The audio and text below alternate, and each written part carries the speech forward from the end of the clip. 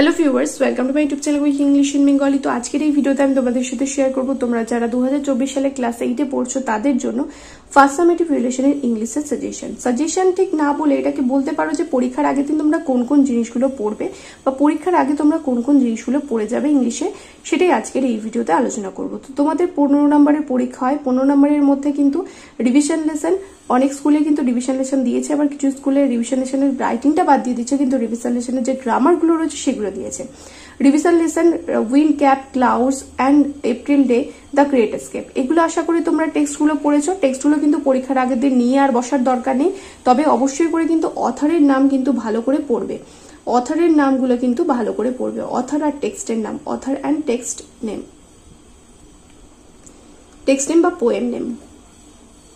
Author এবং text বা পোয়েমের নামগুলো কিন্তু ভালো করে অবশ্যই করে কিন্তু তৈরি করবে, কারণ এগুলো কিন্তু অনেক স্কুলে পরীক্ষায় দিয়ে দেয়। ঠিক আছে, এবার এগুলোর যে অ্যাক্টিভিটিগুলো রয়েছে, যেমন রিভিশন লেসনের activity 1 to activity 9C, activity 1 থেকে শুরু করে অ্যাক্টিভিটি 9C অব্দি যে কটা অ্যাক্টিভিটি রয়েছে একটা অ্যাক্টিভিটিও কিন্তু বাদ দেবে না, খুব ভালো করে অ্যাক্টিভিটিগুলো করে যাবে। কারণ তোমাদের কিন্তু ফার্স্ট সামেটিভে প্যাসেজ তো দেবে, সেম প্যাসেজ তো তুলে দেবে, কিন্তু তার সাথে গ্রামার হিসাবে কিন্তু এগুলো থাকবেই। তাই তোমরা যদি চাও যে পুরোপুরি গ্রামারটা কমন পাবে, তাহলে কিন্তু ডিভিশন লেসনের 1 থেকে অ্যাক্টিভিটি 1 থেকে শুরু করে অ্যাক্টিভিটি 9C অবশ্যই করে করবে।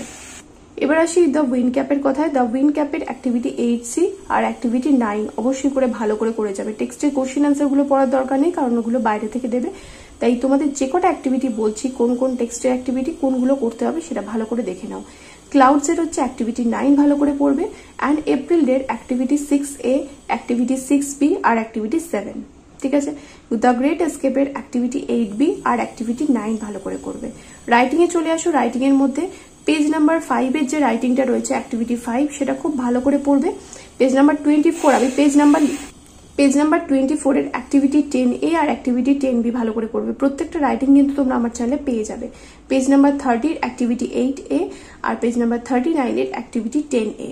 এইগুলো এই যে কটা 1, 2, 3, 4, 5টা, এই 5টা রাইটিং কিন্তু তোমাদের করতে হবে। ফার্স্ট সামেটিভে যদিও রাইটিং খুব কম স্কুলে দিয়েছে দেখা যায়, তাও কিন্তু রাইটিং করে নেবে। 2-3 নম্বরে কিন্তু চাইলে স্কুল কিন্তু দিয়ে দিতে পারে। আনসিন কিন্তু ফার্স্ট সামেটিভে তোমাদের থাকে না, তবে রাইটিং কিন্তু বেশিরভাগ ক্ষেত্রেই দেওয়া হয়।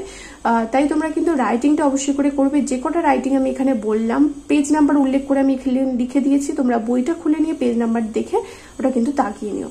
ঠিক আছে, আশা করি বোঝাতে পারলাম যে কোন কোন রাইটিংগুলো তোমাদের পড়তে হবে, কোন কোন গ্রামারগুলো তোমরা পড়বে। টেক্সচুয়াল গ্রামার কিন্তু খুব ভালো করে পড়ো। টেক্সটের মধ্যে যে গ্রামারগুলো রয়েছে সেগুলো একদম পুরো মুখস্থ করে জল করে ফেলো, কারণ ওগুলোর বাইরে কিন্তু কিছুই আসবে না।